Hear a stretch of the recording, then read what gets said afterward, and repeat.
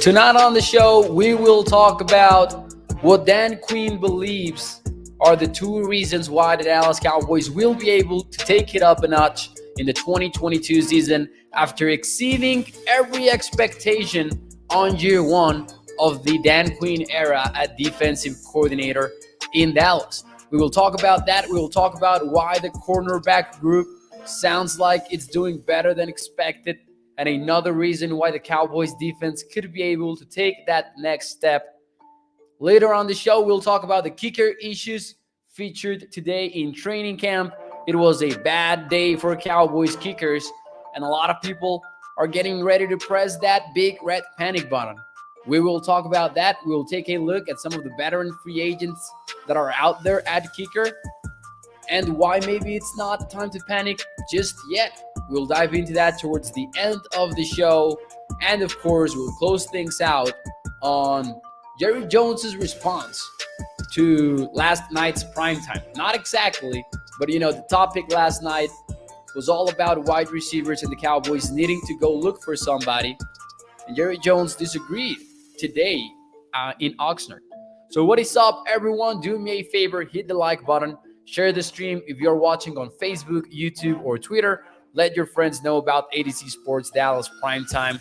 Every like allows us to put this show in front of more Cowboys fans. And let me shout out some people here in the YouTube chat and the Facebook chat. We've got Joe watching from Italy. Cowboys Nation representing all around the world, including Joe over there in Italy. We've got Gregory. We've got Toxic Tom. We've got Bruce Got the Use. Alexander Quintanilla. Swain, Corey Elliott, thank you for tuning in to the show. Now that more of us are here, let's get ready to start this show officially. Here we go.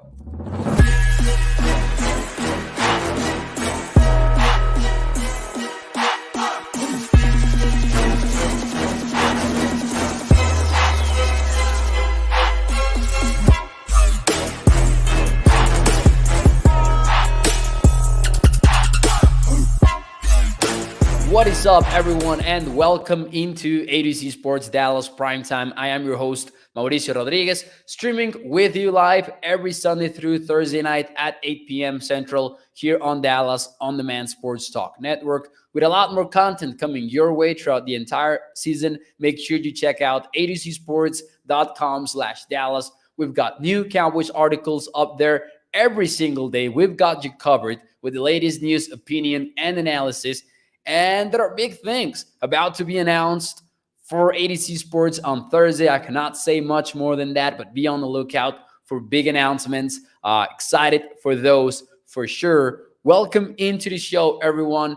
Do me a favor, hit the like button, share the stream. Remember that every like allows us to put this show in front of more Cowboys fans. Tonight on the show, we'll talk about Dan Quinn and what he had to say on a very good interview. By the way, once this show is over, I do recommend you go listen to the full interview for Dan Quinn on the Doomsday podcast hosted by Ed Werther and Matt Mosley. Really good stuff. And it's amazing to listen to Dan Quinn talk some football. You got to love that. Some X's and O's, some coaching philosophy stuff. We know that Dan Quinn might want to be a head coach down the road once more, whether it's with the Cowboys or someplace else. But so far, we got to enjoy just defensive coordinator Dan Quinn. And we'll talk about why he believes the Cowboys can still take it up a notch after exceeding every expectation in 2021, because that is hard to do. He came in, turned one of the worst defenses for the 2020 season into one of the very finest in 2021. And don't listen to those storylines on that happening just because of the takeaways. Of course, that leading the league in takeaways would help the Cowboys a lot in efficiency towards the end of the year. But the fact is the Cowboys were efficient consistently. Turnovers or takeaways or not, even when the Cowboys were not taking the ball away, they were an efficient defense. Maybe the takeaways are what put them in elite kind of conversations. But the Cowboys should be successful even without Trevon Diggs, racking up 11 interceptions at the end of the year. I truly believe that. And I believe one of the reasons to believe that is the Cowboys' success rate on defense, a statistic that doesn't measure the weight of any play. It just measures whether it was successful or not. And the Cowboys ranked third in the league in that category. So let's see some of your comments here before we get into Quinn's quotes. Toxic Tom says, I hope Quinn leaves so he can go to a contender. I hope he doesn't leave, Toxic Tom. Come on. I've said this before. I like that. I understand where those comments come from, but it's already difficult to go into any team and make the Super Bowl. So I can, wait for that. I would like to see Quinn stay. And I will be honest, I'm not sure that I'm behind the Dan Quinn for head coach train either, because I like the version of Dan Quinn that is just out there on the playing field teaching guys how to play football. More on that later. I think that's where what he's best at. And maybe a head coach cannot be as hands-on as Dan Quinn is right now for the Dallas Cowboys. But anyways, now Toxic Tom is just out there, making his username make sense. That is why he put toxic in front of that username. Chris Farmer says, I was thinking that same thing. I believe that Chris is talking about what I was saying about defense, if I'm not mistaken, and what Dan Quinn's role is as a teacher. Blue Silver says, I'm not sure about this season. Hey, we have all got doubts, Blue Silver. I understand that. Now, there are strengths for this team. Do not make any mistakes about it. There are strengths, but there are also a lot of question marks. Kevin Knight says, hard to find good defensive coaches. I agree. Toxic Tom just keeps on coming with the toxic comments. He says, we're just going to waste Micah like Ware and so many others. Hopefully that turns out to be wrong. But anyways, let's dive into those two reasons for Dan Quinn. Because on this interview for the Doomsday podcast, again, I do recommend go checking it out afterwards. But Dan Quinn was asked about this very thing. He was asked how to take it to the next level, how to be as successful as he was last year when there were no expectations. How can you be as successful now that there are high expectations? Because he set the bar high in 2021. And the number one reason was better knowledge.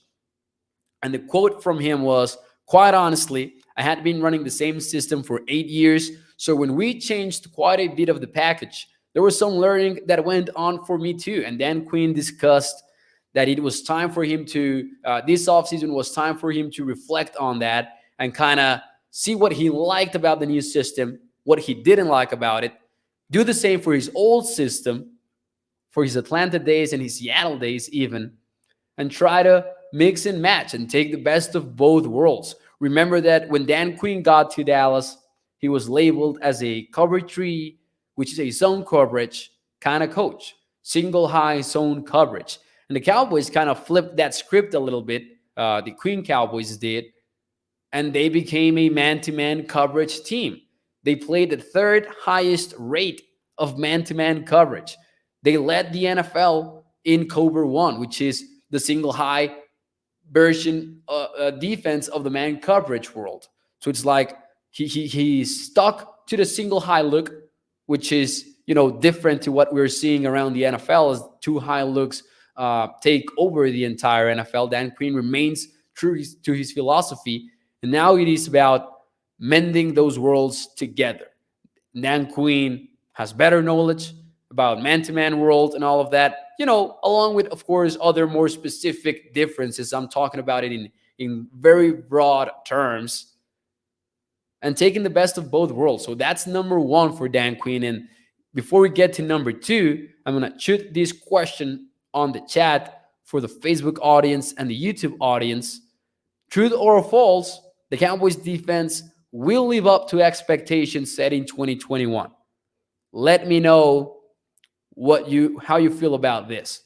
What's up, Ton Miller? Welcome to the show. We've also got David Harper on Facebook, Nicholas, Joe, and of course, what is up, everyone on the YouTube side of things. Let me know, truth or false, the Cowboys defense will live up to expectations in 2021. While you give me your answers, Let's get to number 2 here. The number 2 reason why Dan Quinn believes that will be the case: teaching and communication. And I love this because Dan Quinn talked about him feeling that there was a breakthrough on how he teaches the scheme to his players. He's always been regarded as a top tier teacher in the NFL. And at the end of the day, that is what a coach does in the league. He teaches players. He feels like the process for his defense has been better in 2022. He even talked about involving the players on the teaching process, having them explain concepts and all of that. So this might sound like nerdy school stuff, but it should work on a professional football team. Why not? And his quote was, "I'm hopeful that as we're heading into the practices, you hear sharper, faster communication, and where you can almost unconsciously go faster because of that knowledge of the system." Makes a lot of sense, because if you are not trying to process the entire play during the play, you're going to be faster if you know stuff already, if you understand the system. And last year, there was such a good article put together by Robert Mays from The Athletic, in which he discussed Vance Joseph's defense in Arizona. And the whole idea behind the article was Vance Joseph talking to Robert Mays about how in year 3, everything comes together. And I loved one of the quotes, and I will not remember these word by word, but I remember we talked about it here on Primetime at the moment. Vance Joseph was talking about the players not only knowing the rules, but knowing where they can break the rules to improvise in specific situations. Maybe situations that an offense, run out onto the field and do something that they've never done before, or that defense has never faced before, and knowing, because they understand the concept behind the assignment, how to break it, how to communicate on the field, and being on the same page with your 10 teammates that are sharing the field with you at that moment. So this is what Dan Quinn could also be referring to here. Not only the fact that they're understanding the concepts better, but the whole understanding of the defense. Because at the end of the day, a lot of these players are players that were starting in 2021. The foundation of the team remains the very same, especially on the defensive backfield, when you will have the same 3 cornerbacks as your starters and maybe different safeties, but Malik Hooker, who was already part of this system, Donovan Wilson, who already was a part of this system, and Jaron Kears, the same thing. So looking at those 2 things, I will lean towards true. I will buy what Dan Quinn is preaching, and I will say that better knowledge of the system and better teaching plus communication will lead to another strong defensive year for the Cowboys in 2022. So I will be hopeful on that front. Let's see some of your comments here, though. Let's see some of your comments. True or false? Will the Cowboys defense live up to expectations in 2021? Toxic Tom says false. I think the offense is going to hurt the defense, which is always a possibility based on field position, just overall fatigue of the unit, and so on. Bruce is true.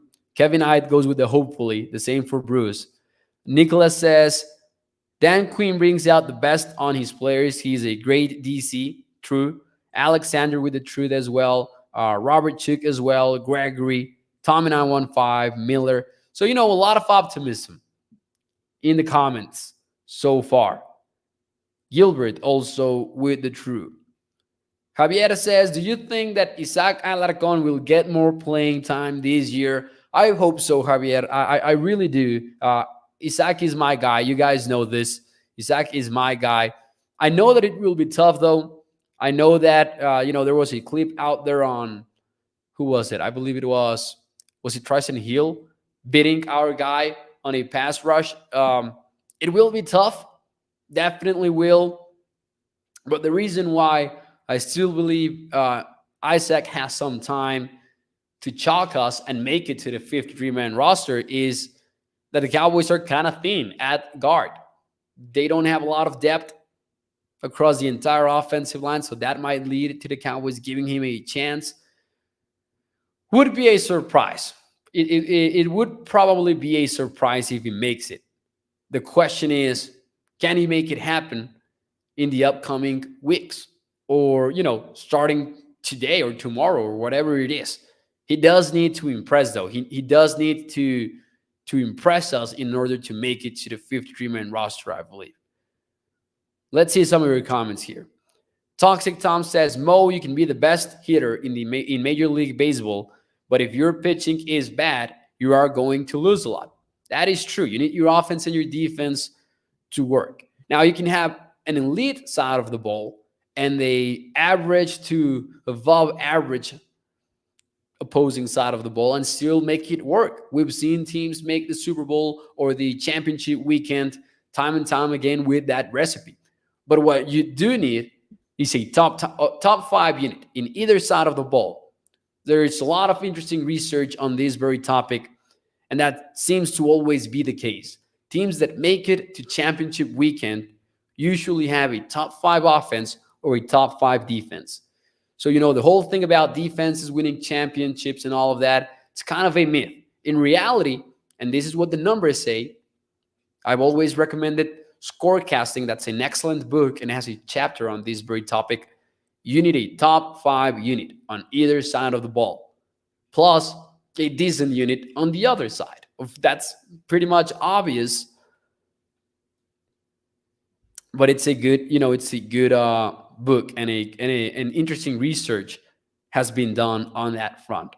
Now, that's for the defense. Another reason to believe, and I wanted to touch on this very quickly because I thought it was a interesting comment made by Jeff Cavanaugh, Time for Jeffrey, on his YouTube channel earlier today.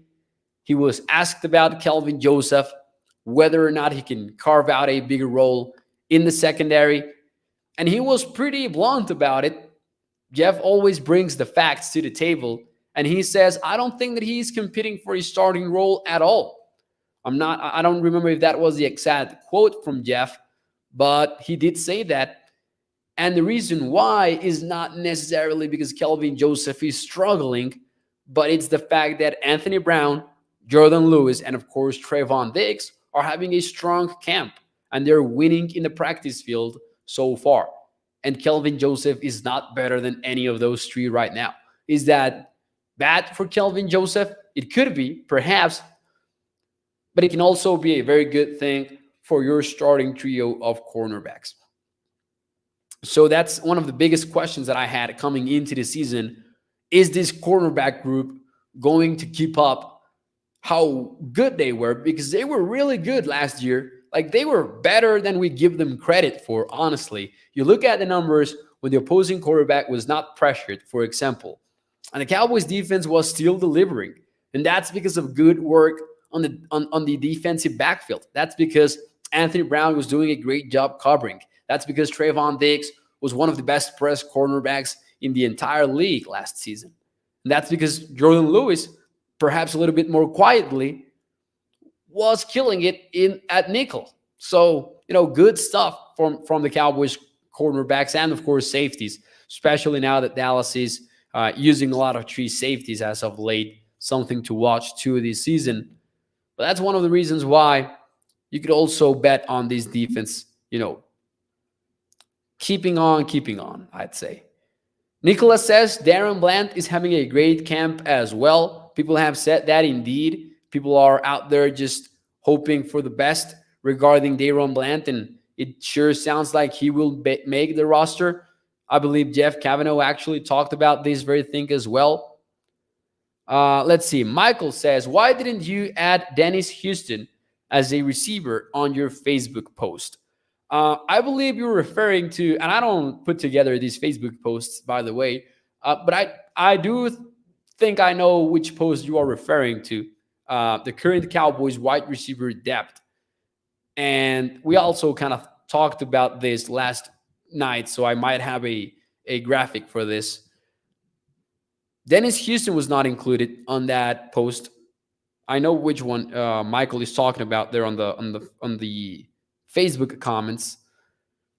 But Dennis Houston is indeed having a strong camp so far. He could very well end up making the roster. I believe he was not added just because he's definitely not a lock to make the roster. But right now, there are a lot of positive comments coming out of Oxnard regarding Dennis Houston. And it sure sounds like he had a strong day today specifically. Plus, you've got Simi Fehoko getting a lot of praise lately. Patrick Walker, Jeff Cavanaugh talking about how he's got one or two quality catches per day in Oxnard. I am still, against the idea of not signing any wide receiver, which maybe I'm getting a little bit ahead of myself, but Jerry Jones did mention that, they like their guys, surprise, surprise, and that they are not going to look into signing any veteran free agent yet because they want to give an opportunity to the young receivers. So we'll see what that ends up in, but it sure sounds like they're not in a hurry to sign a veteran free agent. Abraham says, signing T.Y. Hilton. Listen, whether it's a safe bet like T.Y. Hilton, Emmanuel Sanders, and with that I mean kind of a low-risk bet in that you know what the floor is for those guys, or whether you roll the dice and go out there and get Will Fuller because of what he can be on this offense, I can get behind any of those. Just bring somebody in because there's no experience beyond CeeDee Lamb on this group. There's just not. It's non-existent. You might think they're talented. You might think they have upside. But the undeniable fact is that there's no experience beyond CeeDee Lamb, of course. But one wide receiver is clearly not enough, especially when you don't have that much of a, and this might sound a little bit disrespectful at first, but it's not. Here's what I mean. You don't have a threat at tight end like Travis Kelce is or like George Kittle is. You're not going to be successful if you isolate Dalton Schultz and try to get him, some one-on-one opportunities in deep routes and all of that. Or at the very least, we have not seen that happen yet. It's not like, you can run out a 3-by-1 formation like Kansas City does with Kelce being the one who's isolated and still winning, while you have Tyreek Hill on the other hand, among other talented receivers like the Chiefs had before, at least before this offseason, right? So Dalton Schultz can win. Dalton Schultz can be productive, but can he dictate coverages? Can he draw plenty of the defense's attention in order to help some of these younger, inexperienced wide receivers? That's a big question that was important before James Washington's injury, but it's even more important now. Professor O, what is up? He says, Dalton is going over 1,000 this year. Take that one to the bank. Bruce says, most people are going to say that you're hating on Schultz. Probably. That's definitely not what I mean. You guys know that I like Dalton Schultz. You guys know that I was even for the extension at the very beginning of the offseason because I thought, you know what, he might not be the tight end a lot of us dream about, but he is the tight end that the Cowboys want. He is the tight end that the Cowboys need on this specific offensive scheme. Why not pay him, right? You're not going to get a guy like Dalton Schultz, that easily, even for this scheme. Even if you ask him to do these underneath routes, even if you don't ask him to be a deep threat target, it's not going to be easy to find someone as reliable as Schultz. But now that the conversation has shifted into, can he be the number 2 threat in this passing attack? I have a lot of doubts that he can. I do. Professor O says, we didn't never dictated coverages. I don't expect Schultz to do that. But defenses were definitely scared about that Y option, for example, right? That famous play for Jason Witten. So maybe he wasn't that kind of tight end either. But he did that. He did strike somewhat of a fear in opposing defenses on that sense. At least if we're talking about prime Jason Witten, of course. Let's see. Let's see here some of your comments before we move on. Abraham says, when Gallup is coming back, we don't know yet for sure. We know that it will not be week 1. Gallup himself confirmed that recently. Todd Archer has said that the expectation is for him to miss 1 or 2 games. ESPN reporter. I don't know if that's true either, but I'm hoping it is. Anyways, moving on to the final topic of the night. It was not a good day for Cowboys kickers. And it all started with, actual attempts. Practice literally opened up with, the kickers going at it. Both Lirim Hajrullahu on one side and Jonathan Garibay on the other. And it wasn't great. And to be specific, they opened up with this drill in which Lirim Hajrullahu went 3 for 8. 3 of 8. That's including 4 straight misses from 43 yards out, 48, 48, and 52. This is according to Michael Gillikin from Dallas Morning News. Jonathan Garibay, on the other hand, went 6 of 8. He missed the final 2, the deeper ones, 48 and 52 yarders. He had a chance to end on a high note from 52, but missed the mark. Now, 2 important notes that have to be made. It was said that there were some issues with the snaps, so not all the blame should be placed on the kickers, I believe. And also, they were kicking against the wind in this specific drill at the very least. And that's according to Calvin Watkins from Dallas Morning News. Or actually, scratch that. That was during the mojo moment, which brings us to the mojo moment. And in case you've missed out and you don't know what that is yet, that's what has become somewhat of a staple for the Mike McCarthy Cowboys. It's an improvised period in practice in which players will unexpectedly face game situations and they need to react under pressure, try to get it done, and try to execute.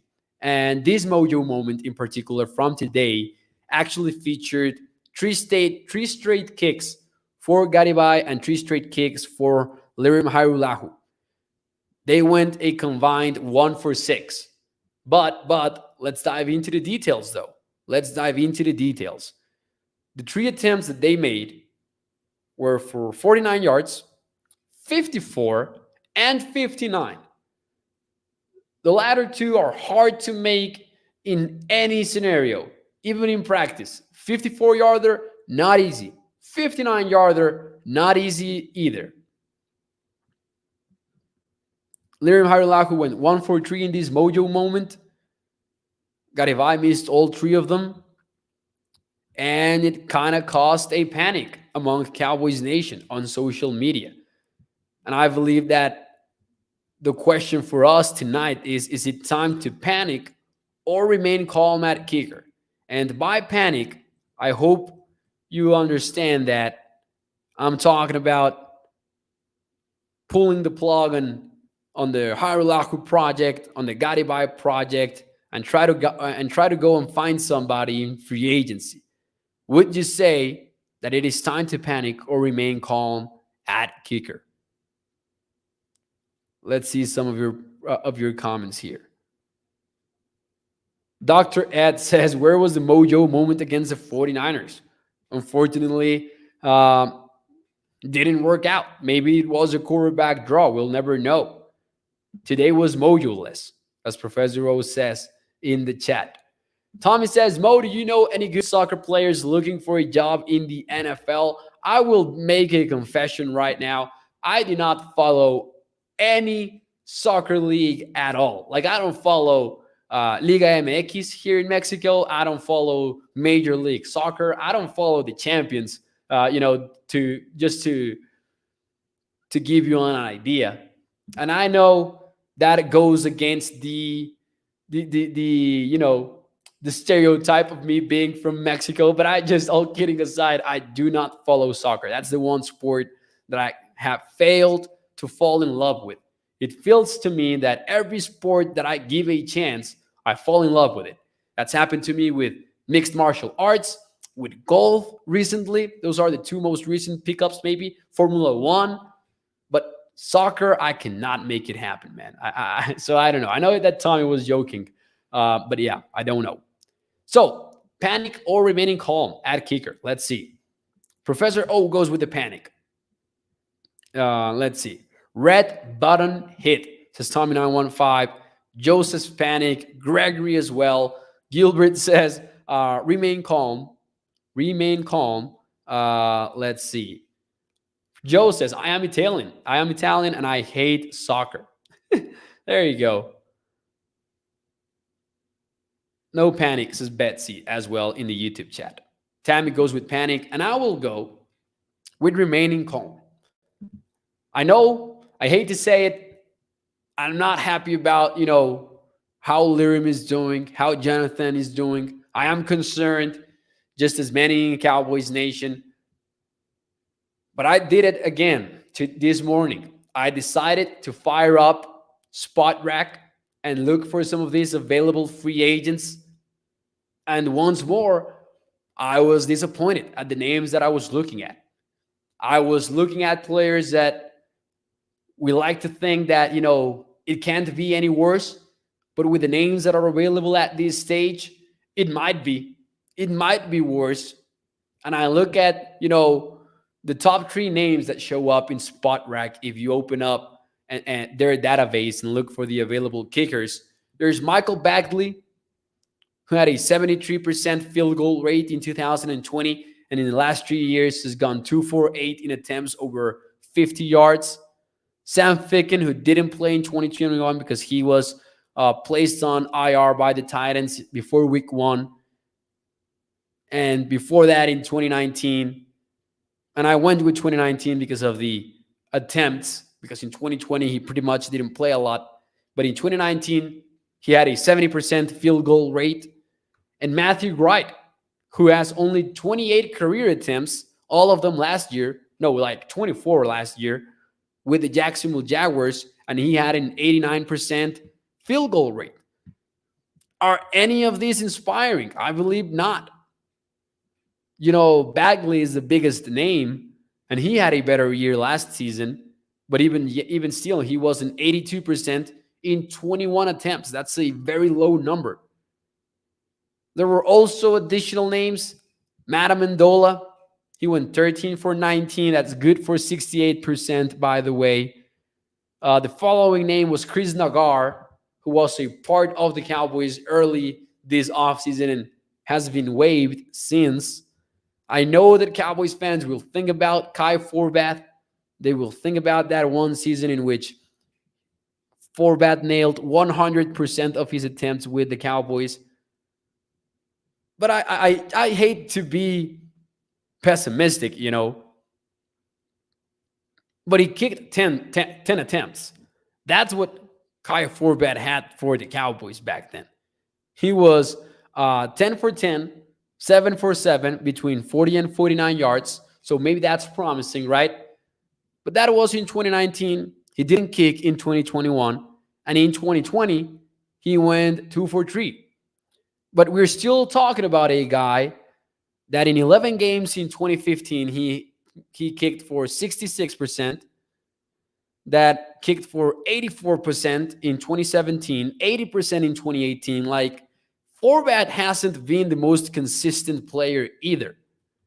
And if we are just hoping that Forbath will be the same that he was when he nailed every single one of those 10 attempts that he had with the Cowboys, we might be guilty of a little bit of optimism, to be honest. We would be a little bit guilty of that. And I'm concerned that he has 3 kicks since 2020. 3 attempts. I don't know. Go for it. What I'm trying to say, to conclude this topic, is that if the Cowboys feel good about one of these kickers and want to give it a shot, go for it. Maybe it isn't the worst. But honestly, maybe it is. So I will not hate on the Cowboys if they don't go target a kicker yet. I will not hate them for that.